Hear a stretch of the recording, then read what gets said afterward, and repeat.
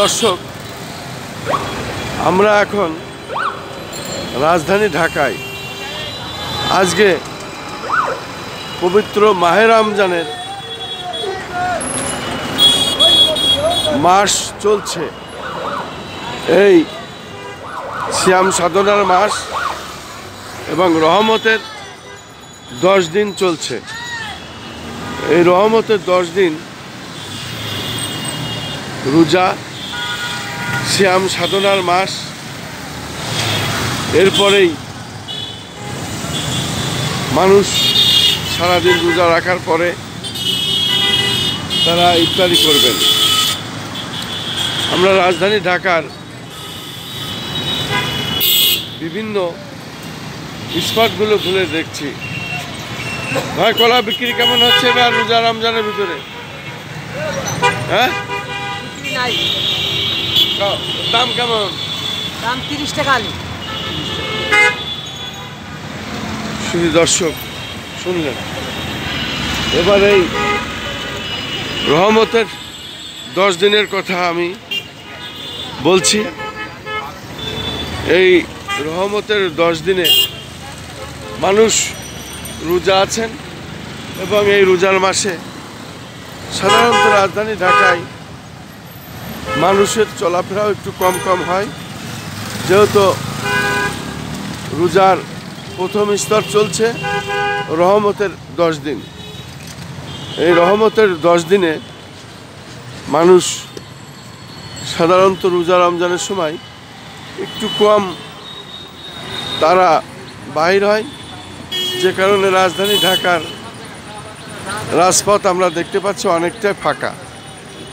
মূলত পবিত্র মাহে রমজান এটা সিয়াম সাধনার মাস, আর এই মাসে মানুষ সাধারণত রোজাকেই সবথেকে বড় পবিত্র দিনগুলি, যেহেতু আবার 1 বছর পরে রোজা হবে এবং মানুষ এখানে তারা বিশেষ করে মুসলমানরা তারা আবার 1 বছর পরে রোজা পাবেন। সে কারণেই রোজা এই সিয়াম সাধনার মাস এবং এই সিয়াম সাধনার মাসে বিশেষ করে মানুষ রোজাকেই গুরুত্ব দেন বেশি, যেহেতু মুসলিমদের জন্য এই রোজার মাস সংযমের মাস। আমরা সাধারণত রোজা থাকি, আমরা মুসলিম হিসাবে আমাদের রোজার মাস সিয়াম সাধনার মাস, এই রোজাকে আমরা অত্যন্ত গুরুত্ব দিই, যেহেতু আবার আগামী বছর অনেকে বেঁচে থাকবেন না, তাই রোজাকে আমরা সবথেকে বেশি গুরুত্ব দিই এবং রোজার মাসকে আমরা এই সিয়াম সাধনার মাসে রোজার মাসে আমরা আল্লাহ তাআলার কাছে দোয়া মোনাজাত করি প্রত্যেক মানুষই যেন তারা তাদের রোজা সঠিকভাবে পালন করতে পারেন।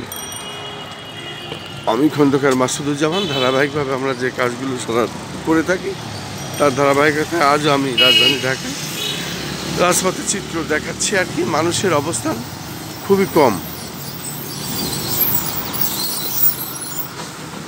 রাজধানী ঢাকায় এই পবিত্র রমজান মাসে মানুষের চলাফেরাও খুব কম।